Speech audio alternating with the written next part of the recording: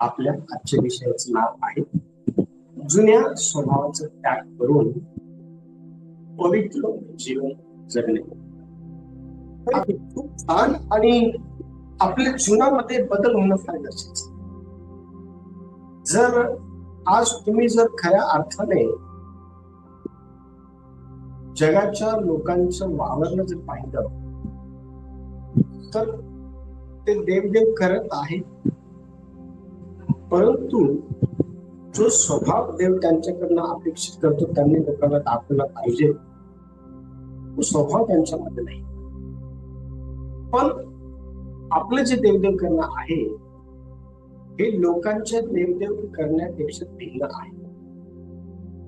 आणि आपण आपल्या स्वतःच्या जुन्या स्वभावाकडे जर पाहिलं तर अनेक असे देवाला न आवडणाऱ्या गोष्टी आपण करत होतो एका काळी, ज्यामध्ये श्रीगाळ आहे, मारामारी आहे, निंदा करणं आहे, चुगली करणं आहे, क्रोध करणं आहे, व्यसन करणं आहे. पण जेव्हा देवाची ओळख आपल्याला झाली त्यावेळेला देवाने हळूवारपणे आपल्यातून या गोष्टी काढून टाकल्या.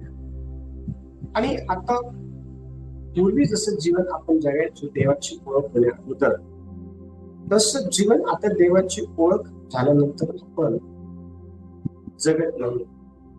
आणि हाच मोठा जो काही बदल आहे हा देवाला लोकांमध्ये बघायचा आहे. आणि तो बदल आपण त्यांच्यामध्ये आणू शकतो ज्यावेळेस ते आपल्याला बघतील त्यावेळी.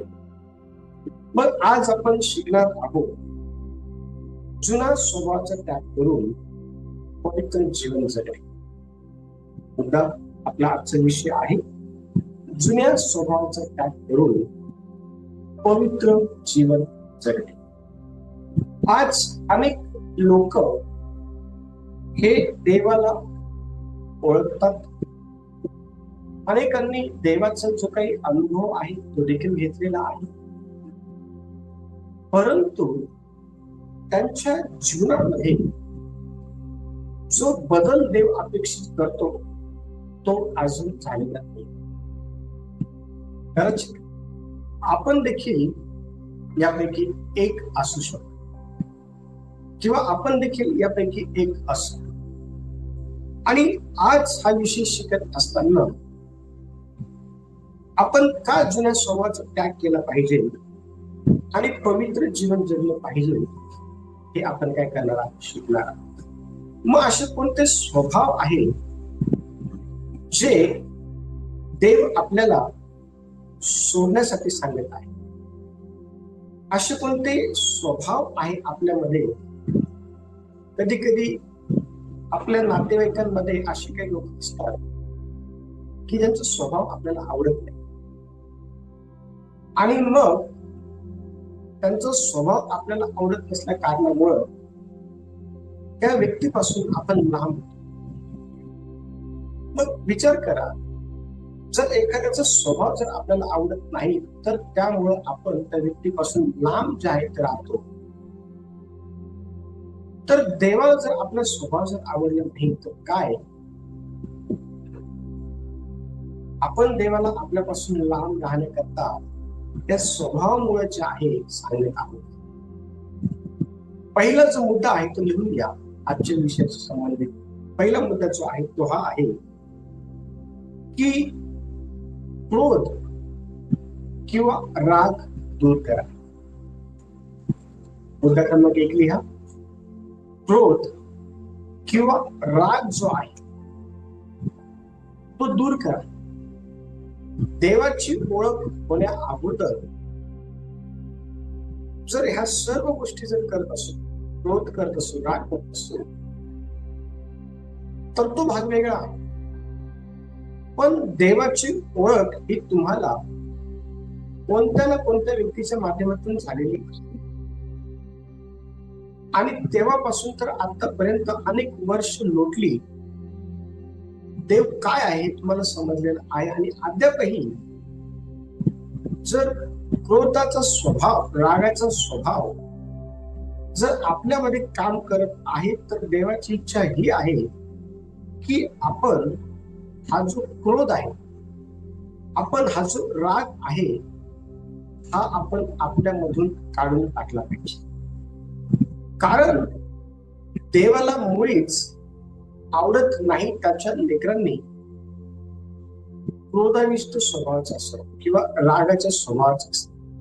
बघा, ज्या वेळेला आपण याकोबाचं पत्र, ज्या वेळेला आपण माफ करा इफिसकरचं पत्र 4था अध्याय आणि 4था अध्याय 26 इफिसकरचं पत्र 4था अध्याय आणि 26 वचन काय म्हणत आहे त्या ठिकाणी इफिसतील मंडळीला संत पौल पत्र लिहित असताना रागा संदर्भात काही महत्वाच्या गोष्टी सांगताना दिसून तुम्ही रागवा परंतु पाप करू नका, तुम्ही रागात असताना सूर्य मावळू नये.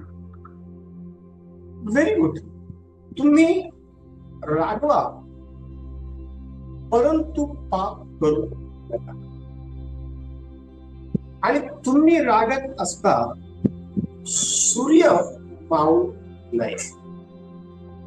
आता हे वचन आपल्याला समजणं फार गरजेचं आहे. कारण अनेक वेळा आपल्या रागाची जी काही तीव्रता आहे ती सूर्य मावळून गेल्यानंतर पण असलेली आपल्याला पाहायला मिळते. देवाचं वचन आपल्याला हे सांगत आहे की आपण रागवलं पाहिजे, परंतु त्या रागामध्ये आपण कुठल्याही प्रकारे देवाला न आवडणाऱ्या अनुचित गोष्टी, ज्यांना पाप म्हणतात, ते आपण केले नाही. आणि पवित्र शास्त्र ज्यावेळेला आपण वाचतो तर पवित्र शास्त्रामधून आपल्याला एक उदाहरण जे आहे, आपण राग सोडून द्यावा या संदर्भात दिलेलं आपल्याला पाहायला मिळतं. आणि ते उदाहरण आपल्याला गणना याचा अध्याय 20 आणि 10 ते 12 वचनामध्ये पाहायला मिळतात. ज्यावेळेला आपण गणना अध्याय 20 आणि 10 ते 12 वचन वाचतो तर ह्या ठिकाणी एक व्यक्ती आहे ज्याचं नाव मोशे आहे. आणि हा रागवला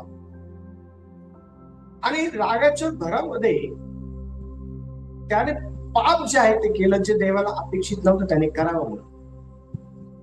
अनेक वेळा राग आपल्याला पाप करण्याकरता जे आहे ते प्रवृत्त करतो.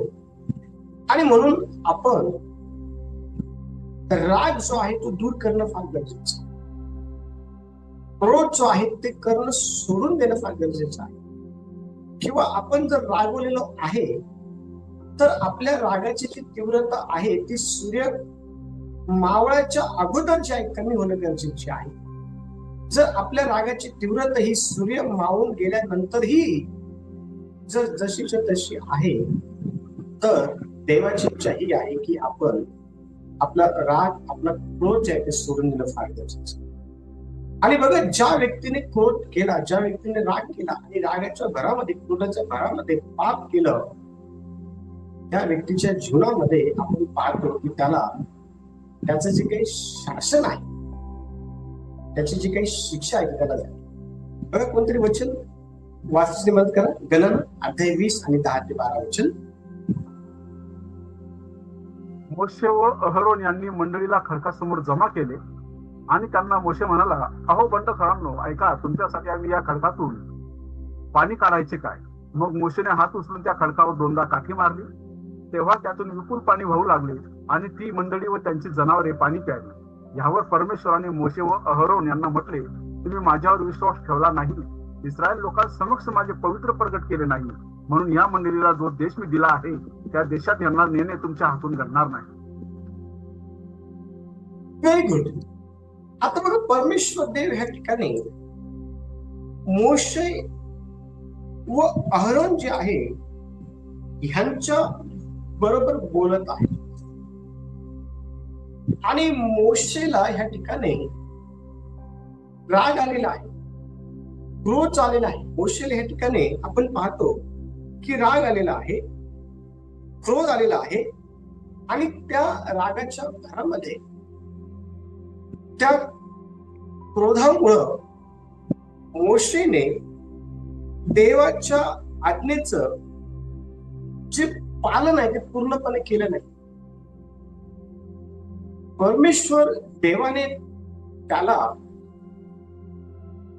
एकदाच खडकावरती काठी मारण्यासाठी सांगितलेली होती, पण रागाच्या भरामध्ये त्याने 2 वेळेस, बघा ते वचन आपण वाचूया ब्रदर सुभाष.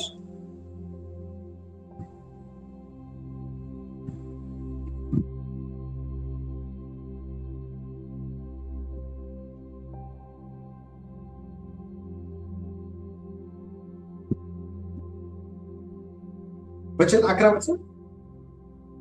मग मोशेने हात उचलून त्या खडकावर 2दा काठी मारली, तेव्हा त्यातून विपुल पाणी वाहू लागले आणि ती मंडळी व त्यांची जनावरे पाणी प्यायली. Very good. आता ह्या वचनातून आपण पाहतो की मोशेला खडकावरती एकदाच काठी मारण्याची आज्ञा जी आहे ती परमेश्वर देवाने केलेली, आणि एकदा काठी मारून त्या ठिकाणी मोशेने परमेश्वर देवाच्या आज्ञेचं जे काही पालन आहे ते करणं गरजेचं होतं. पण ह्या ठिकाणी मोशेला राग जो आहे तो आलेला आहे, आणि मोशेला राग येण्याच्या मागची कारण जर काय आहे तर इस्रायल लोकांनी जे आहे त्या ठिकाणी त्यांना प्यायला पाणी नव्हतं म्हणून कुरकुर जे आहे ते करणं सुरू केलं, आणि त्या कुरकुरीमुळं, बघा आपण वचन वाचूया. वचन कोणीतरी वाचण्यासाठी मला मदत करा.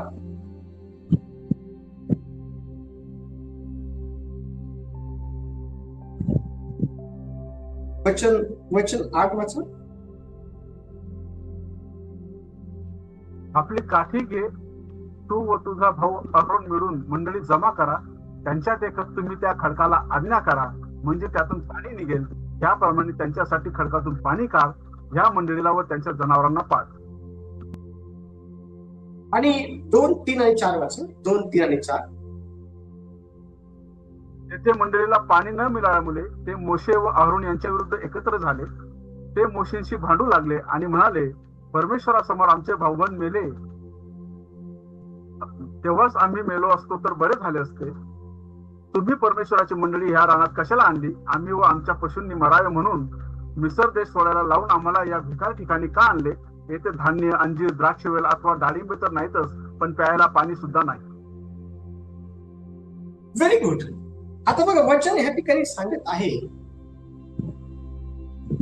की परमेश्वर देवाने मोशेला त्या खडकाला जे आहे एक वेळेस काठी मारण्यासाठी नाही, तर त्या खडकाला आज्ञा करण्यासाठी त्या खडकाला आज्ञा करायला लावली होती. म्हणजे वचन 8 ज्यावेळेला आपण वाचतो तर वचन 8च्या ब भागामध्ये असं म्हटलेलं आहे, त्या खडकाला आज्ञा करा म्हणजे त्यातून पाणी निघेल. त्या खडकाला काय करा? त्या खडकाला आज्ञा करा म्हणजे त्यातून काय होईल? पाणी जे आहे ते निघेल. आणि बघा वचन सांगतं की ह्या ठिकाणी परमेश्वर देवाने त्यांना जे करण्यासाठी सांगितलं होतं ते करण्याऐवजी लोक जी कुरकुर त्यांच्या विरोधात करू लागले होते, लोक जे त्यांच्यासोबत भांडण करू लागलेले होते, त्या भांडणामुळं, त्या कुरकुरीमुळं मोशेला राग आला, आणि त्या रागाच्या भरामध्ये मोशेने त्या खडकावरती जे आहे ते 2 वेळेस काठी मारली,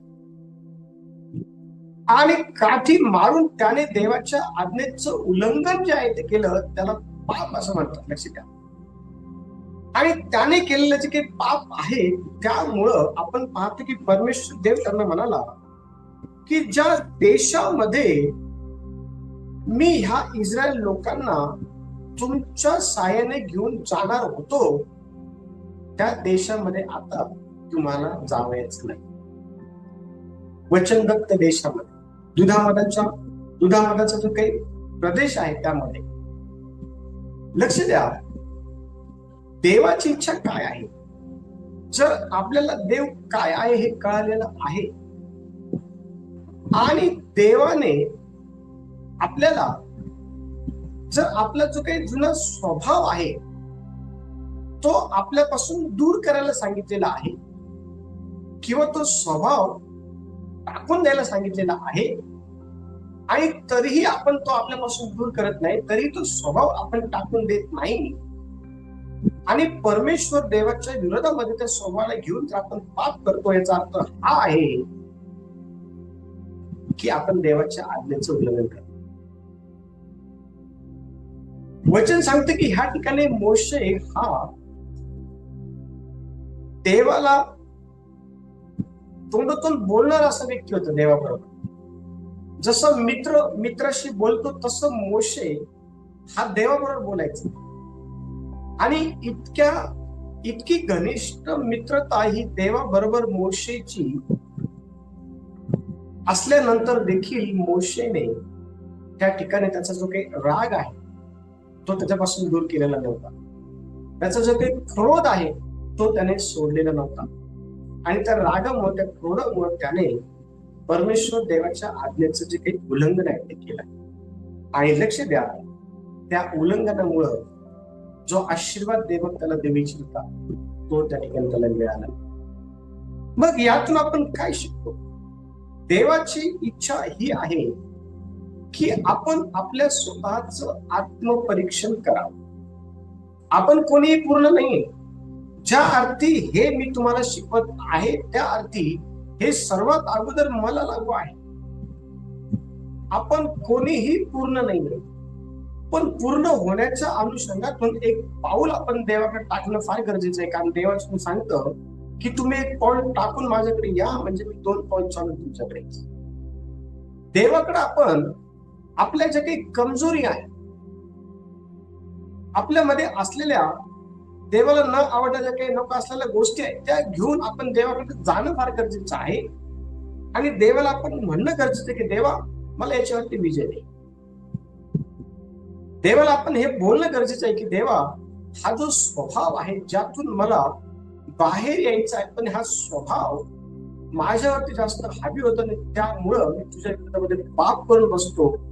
माझं नुकसान होऊ नये या स्वभावामुळे, म्हणून तुम्हाला ह्या स्वभावावर काहीतरी विजय दे. आपल्या जीवनामध्ये जर राग आहे, मत्सर आहे, तट आहे, फूट आहे, हेवा आहे, रगेलपणा आहे, इतर वाईट गोष्टी आपल्या जीवनामध्ये आहे, तर त्या वाईट गोष्टींमुळं आपलं आणि देवाचं जे काही नातं आहे त्यामध्ये दरार येऊ शकतो. आणि ती दरार आपल्याला आपल्या स्वतःच्या नाशाकरता देवाच्या आज्ञेचं उल्लंघन करून लांब जे ते घेऊन जाऊ शकते. म्हणून आपण काय केलं पाहिजे? आपल्या जीवनातल्या प्रत्येक स्वभावावरती आपण काम केलं पाहिजे. आणि जो स्वभाव आपल्याला देवाच्या विरोधामध्ये पाप करण्याकरता प्रवृत्त करतो तो आपण सोडणं फार गरजेचं आहे. लक्ष द्या, आपण जर आज 1ली मध्ये आहोत तर उद्या 1 वर्षाने 2री मध्ये जाऊ. जर आज जर आपण 2री मध्ये आहोत तर 1 वर्षानंतर 3री मध्ये जाऊ. म्हणजे प्रतिवर्षी आपण एक वर्ग पुढे पुढे जाणार आहोत. याचा अर्थ काय माहिती का? जर आज तुम्हाला देवामध्ये जर 2 वर्ष झालेली आहे तर येणाऱ्या वर्षामध्ये तुम्हाला 3 वर्ष होईल. पण 2 वर्ष जसं तुमचा स्वभाव तसाच स्वभाव 3ऱ्या वर्षी असायला नको. म्हणजे तो बदलला पाहिजे, त्याची तीव्रता कमी झाली पाहिजे. अशा प्रकारे आपण काय केलं पाहिजे तर जुना स्वभावाचा त्याग करून पवित्र जे जीवन आहे ते जगण्याकडे आपण वाटचाल केली पाहिजे. ते जगण्याकडे आपण धाव जायला घेतली पाहिजे. का? कारण देवाचं सांगतं की ह्या मातीच्या भांड्यामध्ये काही एक चांगलं वसत नाही. आपलं शरीर एक मातीचं भांड आहे. या मातीच्या भांड्यामध्ये काही एक चांगलं वसत नाही. आणि म्हणून ह्या दिवसांमध्ये हे मातीचं भांड देवाच्या कामाकरता उपयोगात यावं यासाठी ह्या मातीला देवाच्या हातात देणं फार गरजेचं आहे.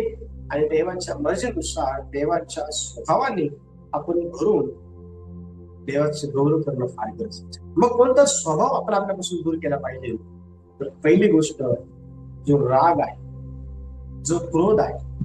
जर रागामध्ये जर एखादं पाप जर घडलेलं आहे आणि त्याची जाणीव जर देवाने तुम्हाला आणि मला करून दिलेली आहे तर त्याची क्षमा मागा. आणि परत ते होणार नाही या अनुषंगातून देवाकडे प्रार्थना करा. म्हणजे देव तुम्हाला त्या गोष्टींपासून स्वीकारा. म्हणजे देव आपल्याला त्या गोष्टींपासून जे आहे सोडवल्याशिवाय. मग पवित्र जीवन जगणं फार गरजेचं. आपली ओळख काय आहे देवामध्ये? आपण निवडलेले लोक, पवित्र वंश, याजक आपण, पुढारी आपण, आपण देवाचे लेकरं आहोत, आपण सेवक आहोत, आपण मेंढपाळ, आपण मेंढरा देवाचे. म्हणून आपला स्वभाव देवाच्या सहवासात फार गरजेचं. आणि तो होण्यासाठीच आपण या दिवसांमध्ये आपल्या स्वभावात काम करणार. देवा या वचनाच्या द्वारे सर्वांना आशीर्वादित करू. यावेळेला